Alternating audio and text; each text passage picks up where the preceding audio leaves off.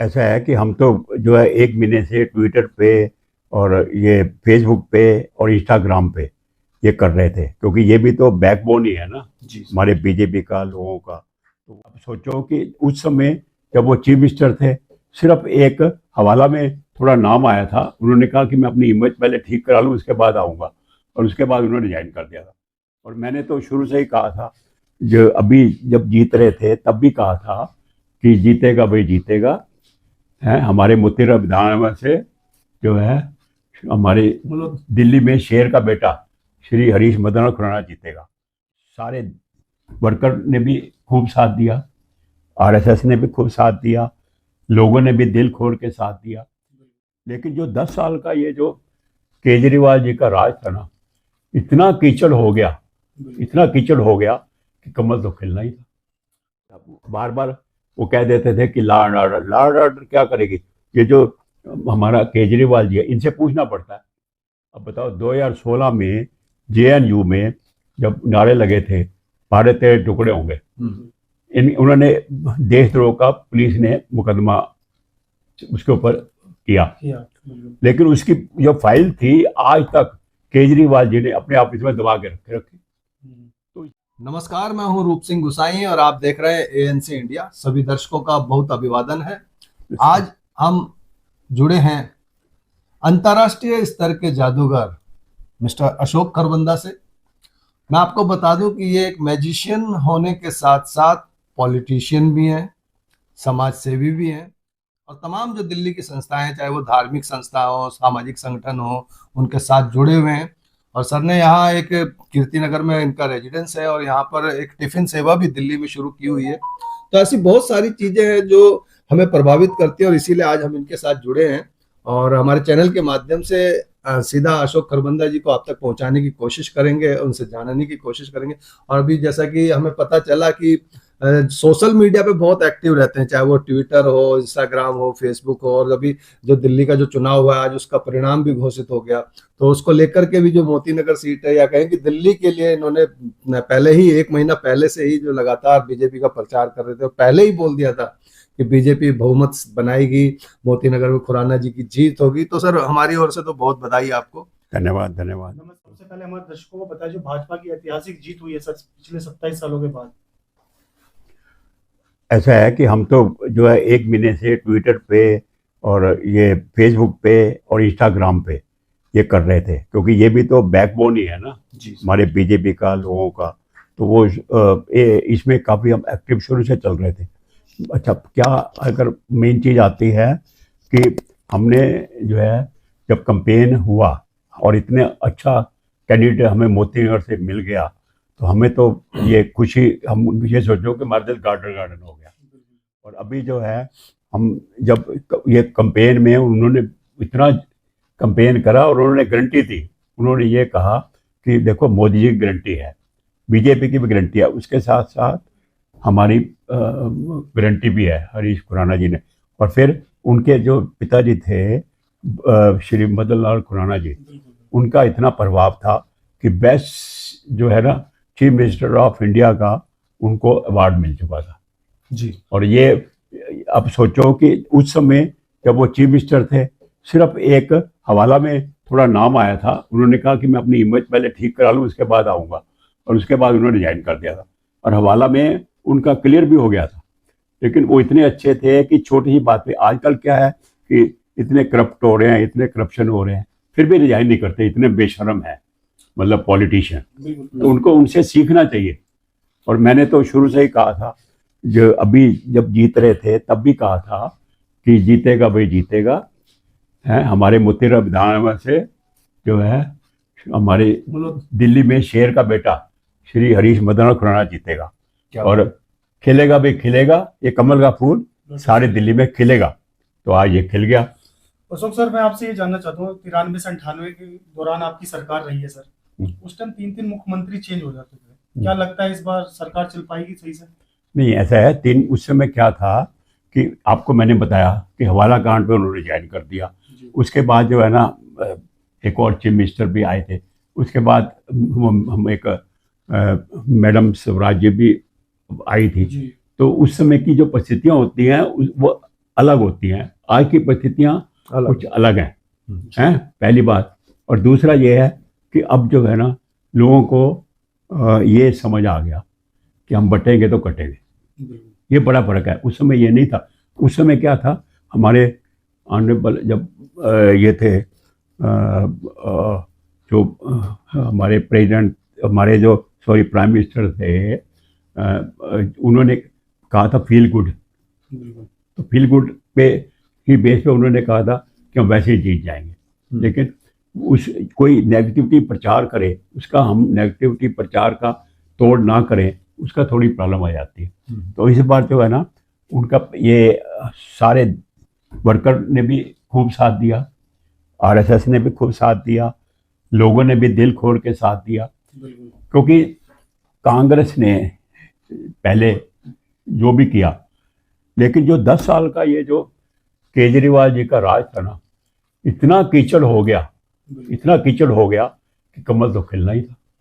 तो जो फ्री की जो रेवड़ियां थी वो जनता समझ गई सर कि नहीं चाहिए हमें? फ्री की रेवड़ियां तो जब समझ गई थी, लेकिन कई बार ऐसा है कि लोहे को लोहा काटना पड़ता है जी। इसी को लोहा के काटने के लिए ही कुछ जो है ना, बीजेपी ने भी इसका मैट्रिमेंट्री में समझौता करना पड़ा, क्योंकि उस अगर वो थोड़ा सा इसमें ना करते तो दिल्ली में जो इतनी हालत खराब होगी, 10 साल आगे 5 साल हो रही थी, फिर दिल्ली का दिल है।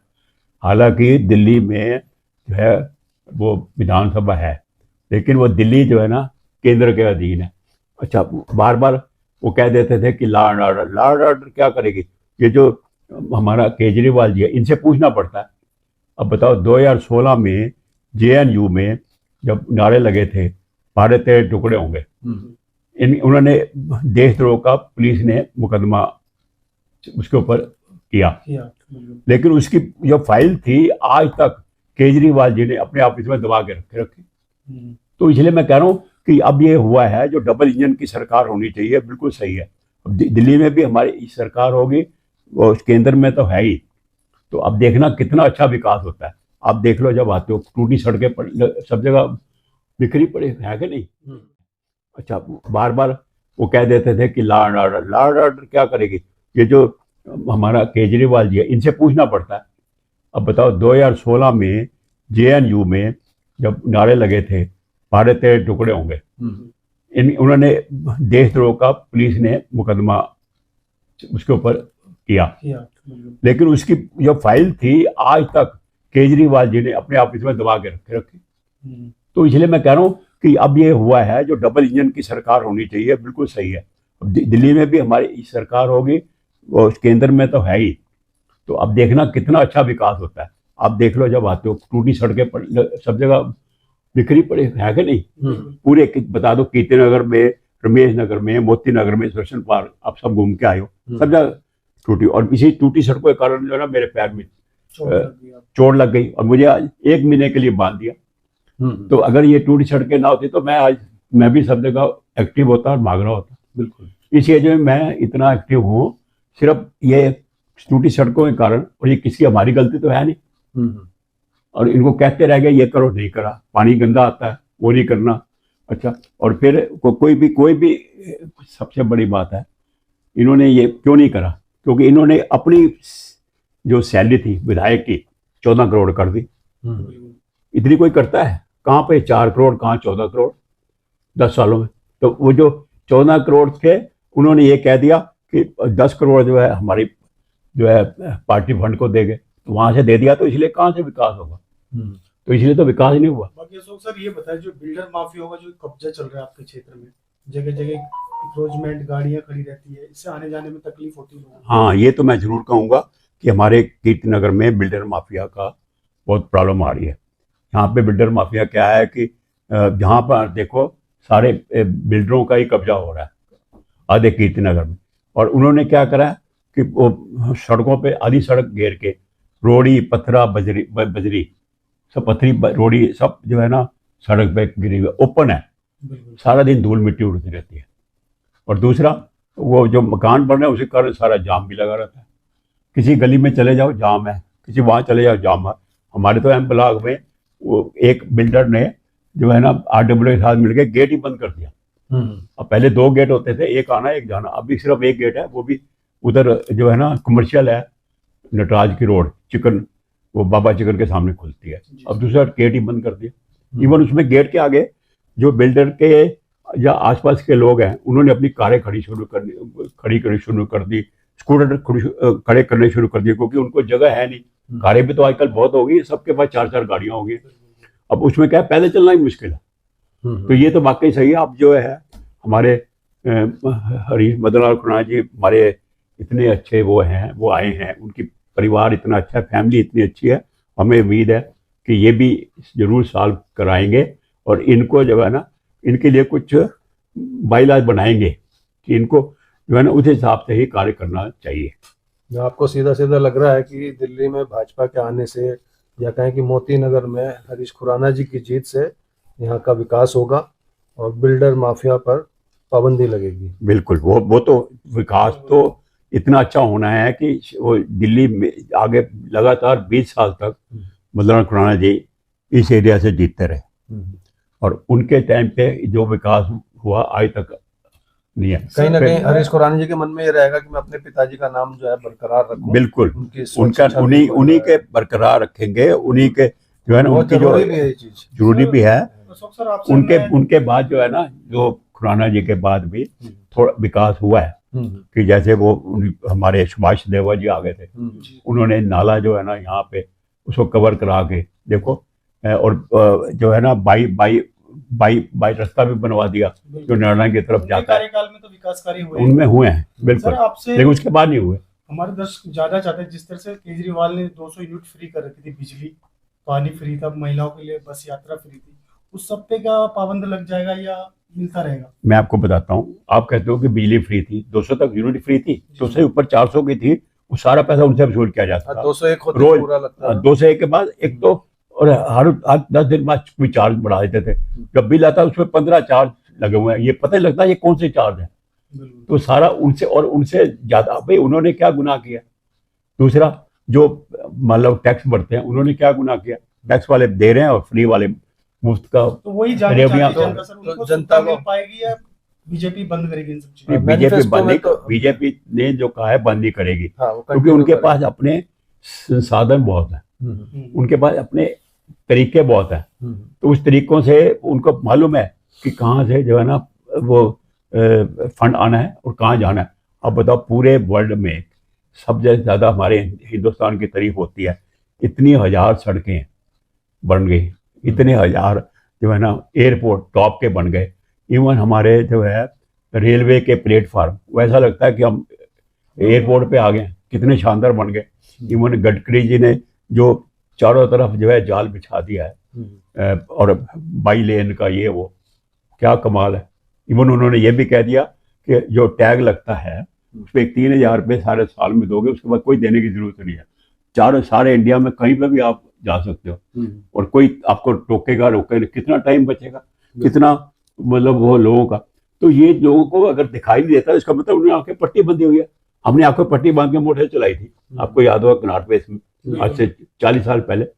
तो हो सकता है कि कुछ लोगों की अभी भी आंखों में पट्टी बंधी रहती है, उनको नजर ही नहीं आता इतना विकास। वो उनका दिमाग जो है ना नेगेटिविटी विनाश की तरफ जाता है। नहीं, उसका शायद एक कारण यह है कि जनता जो है, या जनता के जो लोग हैं जनता में, कहीं ना कहीं अन्य पार्टियों के साथ जुड़े हैं, तो पार्टी पॉलिटिक्स के चक्कर में वो सही चीज को अभी आकलन नहीं कर सकते हैं। ये तो मैं बिल्कुल कहूंगा, और मैं एक और बात भी कहूंगा कि अगर हमारा जो है ना सरकार ये कर दे तो बहुत अच्छा है। वो क्या है कि हमारे जो 5 करोड़ जो है ना मुकदमे लंबित है, और उसमें क्या है कि आम आदमी पिस रहा है। आप बिलीव करोगे, हमारी सोसाइटी है भारतीय कार्यकर्ता कोऑपरेटिव एंड क्रेडिट सोसाइटी जी, सहकारिता रत्न हमें अवार्ड भी मिला हुआ है। और हमारे जो है होम मिनिस्टर जो है अमित शाह जी सहकारिता मंत्री हैं।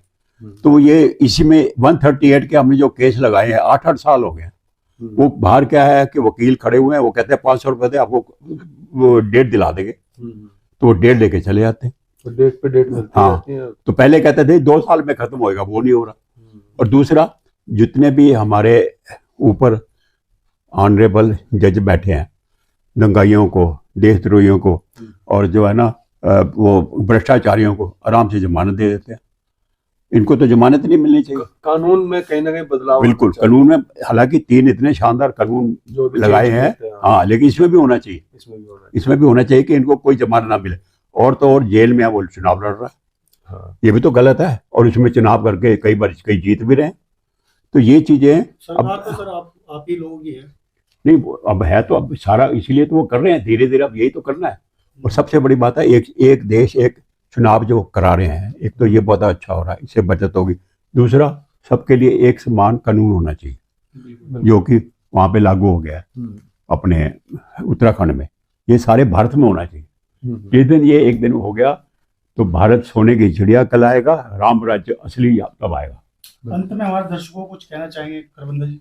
मैं यही- सर, मैं थोड़ा सा बीच में दर्शकों के लिए कि आप एक बहुत बड़े जादूगर हैं अंतर्राष्ट्रीय स्तर के, तो जादू क्या है थोड़ा सा दर्शकों को समझाएं। ऐसा जादू, मेरे 76 साल हो गए हैं, 76, मैं 76 अबाव हो गया हूँ एज। जी जी। और मैं 5 साल का था तब से जादू कर रहा हूँ। अच्छा हाँ, और उसमें मेरे पी सरकार मेरे गुरु थे। अच्छा। हाँ, और अब जो है आगे हम क्या करना चाह रहे हैं, एक ना बड़ा फंक्शन कर रहे हैं। उसमें क्या है कि भारत के गौरव श्रोमणी अवार्ड, ये हम 18 मई को करेंगे इसी साल में दिल्ली में। हाँ, अच्छा। और इसमें जो है ना कम से कम 21 आदमियों को जो कि बहुत अच्छा कार्य कर रहे अलग हैं, अलग फील्ड से भारत के जाते हैं, गौरव श्रोमणी अवार्ड करें। जो कि साथ ही ये प्रोग्राम चैरिटी होगा। चैरिटी इसलिए कि जो हमारा जो है जादू कला ट्रस्ट है, ये इसको इनकम टैक्स में भी छूट है 1280G में, ओके। तो इसकी तरफ से चैरिटी करेंगे। क्योंकि अब ये मैंने जो स्टीफन सेवा की हुई थी, हाँ, टिफिन। तो उसमें जो है Moti Nagar, Ramesh Nagar, Kirti Nagar, Mansarovar garden, station park, इन सब जगह में जाती थी, और झुग्गी कॉलोनी में कीर्ति नगर। अब मैं चाहता हूँ इसको मैं आगे बेस्ट दिल्ली में बढ़ाऊँ, उसके बाद हो सकता है पूरी दिल्ली में करूँ। वैसे तो ये भी जरूरी है, जी। क्योंकि सीनियर सिटीजन के लिए कि जो खाना खाने में असमर्थ हैं, या जिनको बच्चे बाहर गए हैं, हाँ, या जो 15 दिन के लिए कोई उनके माई होती है या उनका नौकर होता है, बाहर चले जाते हैं, तो हमसे मंगा लेते हैं। तो तो ये ऐसे पिछले लोगों 1.5 को साल से मैं आराम से कर रहा हूँ। ऐसे लोगों को आप मतलब टिफिन सेवा मतलब निःशुल्क पहुंचाते हैं? बिल्कुल निःशुल्क पहुंचाता हूँ। अब हम जाते हैं, उसको टिफिन दे आते हैं। हमारे जो लड़के हैं, जी जी जी। हमने रखे हुए हैं 2 लड़के, ओके। टिफिन दे आते हैं। उसमें जो है 4 चपाती, जी। उसमें एक पनीर की सब्जी, दाल, रायता, सलाद होता है। और वो अगले दिन जो है ना वो हमें धो के वो टिफिन देता है और नया उसको हम दे आते हैं। बहुत बड़ी सेवा सर, असहाय लोगों को। खरबंदा जी आप सेवा कर रहे हो, आपके प्रेरणा स्रोत कौन रहे हैं सर?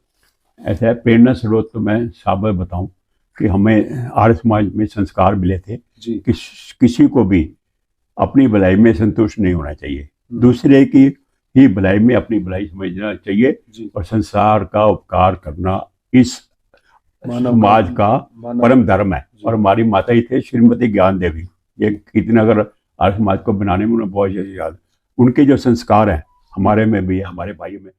और तो और मेरे 2 बेटे हैं, एक सुमित है, एक राहुल खरबंदा, जी। एक MBA, एक पोस्ट ग्रेजुएट, दोनों ही मैजिक करते हैं। अच्छा, वो भी हाँ, अच्छा, सिर्फ मैजिक। जी। अब मैं तो इतनी एज हो गई तो छोड़ दिया थोड़ा। तो डिजिटल मैजिक करते हैं सर। अच्छा, हाँ, जो छोटा राहुल है वो डिजिटल मैजिक करता है। ओके। जैसे जो डिजिटल इंडिया का जमाना है ना, मोदी जी, आने वाले मोदी जी का, उनपे हम डिजिटल मैजिक करता है। जी। और बड़ा जो है वो माइंड रीडर है, जैसे बगेश्वर बाबा जी है ना, पर्ची पढ़ लेते हैं। दूसरे का फेस हाँ, बिल्कुल पढ़ के बताया था, माइंड रीडर है। जी जी। दोनों अपनी जगह कामयाब हैं, सारा वर्ल्ड घूम रहे हैं, सभी जगह पे जा रहे हैं, सारे चैनलों पे आ रहे हैं, बहुत बढ़िया। चैनल पे भी उनके छाए हुए हैं। जी। तो इसी हम जो हमारी सेटिस्फेक्शन थी, जो हमारी आर्ट थी, उन्होंने आगे ले ली। बिल्कुल बिल्कुल। इससे बढ़िया और क्या बात हो सकती है। मैं तो सिर्फ ये कहूँगा जाते जाते कि जो हमने भारत के गौरव श्रोमणी अवार्ड इतना बड़ा कार्यक्रम मई में करना है, जी। अगर आप चाहते हो कि इसमें नॉमिनेट होना, जी। तो अपना हमें प्रोफाइल भेजें। बायोडाटा प्रोफाइल हमें भेजें। जी। नॉमिनेशन फ्री है, और हम जो है ना उस पर कंसिडर करेंगे। मेरा नंबर है 9990375880, 9990375880। जी। और तो उस पर भी कर सकते हो, या मेरा ईमेल है ashokkharbanda@yahoo.com। जी। धन्यवाद। बहुत धन्यवाद खरबंदा जी। तो सभी दर्शकों से मैं अनुमति चाहूँगा, साथ में हमारे सहयोगी अनिल कुमार थे, तो जल्द मिलूंगा आपसे, तब तक आप अपना बहुत ख्याल रखिएगा। नमस्कार। बाहर आएंगे तो फूल भी खिलेंगे, जी, बाहर आएंगे तो फूल भी खिलेगा, ऊपर वाला चाहेगा ये कमल फूल सारे संसार में खिलेगा। क्या बात है, धन्यवाद। बहुत धन्यवाद, थैंक यू सो मच।